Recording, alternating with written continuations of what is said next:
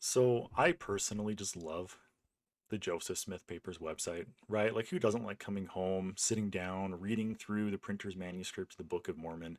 These are scans done in 1923. They're very high quality, not right now, but they are when you click on them, right?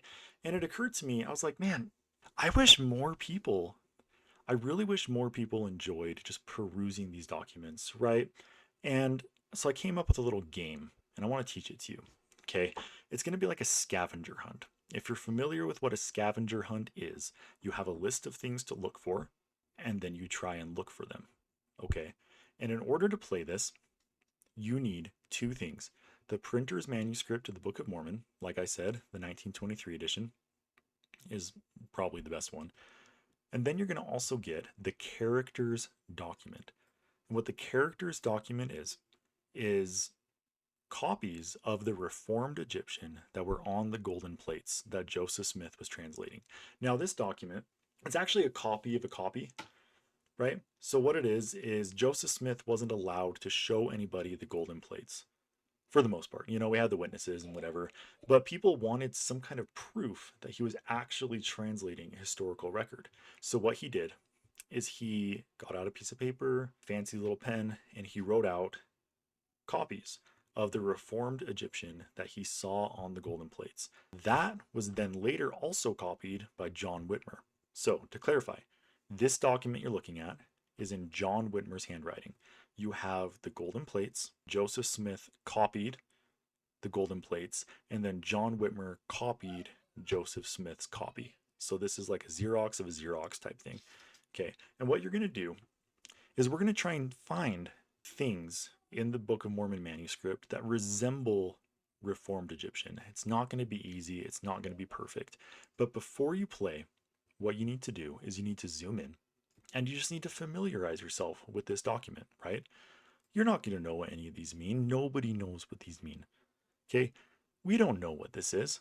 No idea. Nobody knows what Reformed Egyptian is. And this is the only document we have of it. So it's not like we have anything to base it off of. But what you can do is you can look at this and you can say, this looks a lot like the number 4. So you can categorize that in your head as being the shape that is similar to the number 4. And you can say this one is similar to the number 6. And this kind of looks like when you're editing a document and you're trying to tell somebody to put a period in there. That's kind of what this looks like. And then you have a cross, upside down cross. Maybe some parentheses, and then ooh, tally marks, bunch of dashes. Okay, and you can kind of just do this, right? Just go through it and say, what does this look like? Because we don't actually know what it is, but we can categorize it as something that it's similar to. Like there's a 2 here, something that looks like a 2. What else is there? What else is there? This looks like a lot like a 5 if you just didn't draw the top. There's another one of those little caret things. There's another caret thing. Oh, this is a fun one. Okay, there's a 1, 2, and a 3 all right next to it. Now, again, that's not what this actually is. What this actually is an ancient language that nobody's ever seen before, and it just happens to have characters that look a lot like modern characters. Okay, I just want to make sure we're clear on that. I really don't know what this is. It's like a D with some fancy boxes, but you get the idea, right? I'm rambling. Look through this document. Look, I'm gonna drop a link to it so you can look at this yourself and just familiarize yourself with it. What does Reformed Egyptian tend to look like? Get that in your head. Memorize the general shapes of these. And then you're gonna go to the printer's manuscript. These images are blurry, so you're gonna click on them and then just zoom in, right? You're not trying to read the Book of Mormon. If you wanted to read the Book of Mormon, go read the Book of Mormon. I promise you, they really didn't change very much. These are just minor editing errors. But there's a couple things. Oh, look, I found one of the caret things. Little caret right there. Let's see. Do we find one that looks like it? Now, the fun part is there's so many different variations of the caret that you need to try and find one that looks similar. It's like this one. It's more of like an elongated, right? Is this one elongated? Ooh, kind of. Right? Let's see if there's a better one. Let's try and find a better one. Zoom out a little bit. Oh, there's this one. It's like a little short fat caret. This one right there. Oh, hang on a sec. Look at this 8. So we're on page 288.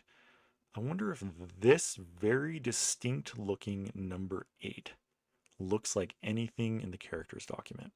Oh man, that's probably a tricky one, but look at that. This ancient Reformed Egyptian looks very similar to the very specific way that this scribe writes their number 8. That is fascinating. That's pretty cool. I don't know about you, but that's pretty cool.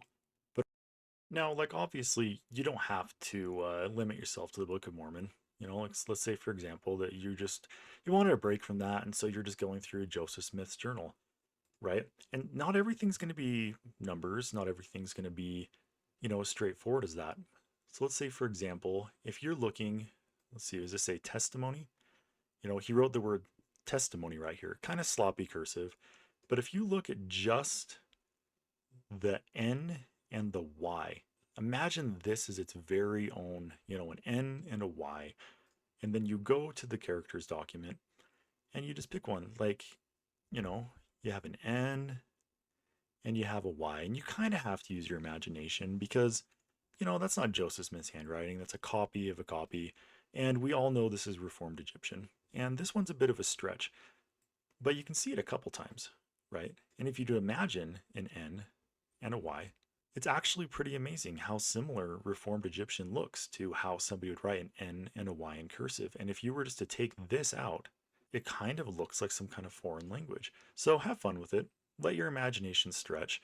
Now, again, I'm not saying that the characters document is just random bits of doodles. These guys didn't just sit down and scribble out things and happen to make it look like shapes and characters and numbers and letters and vague resemblance of things that they would write on a day-to-day basis. Like this is an ancient language, and it just happens to look a lot like, if you were just to take bits and pieces of people's handwriting and pull them out of context and put them on a paper. But that's not what it is. So have fun with it and just make it a little game. You know, who knows? You might find something cool.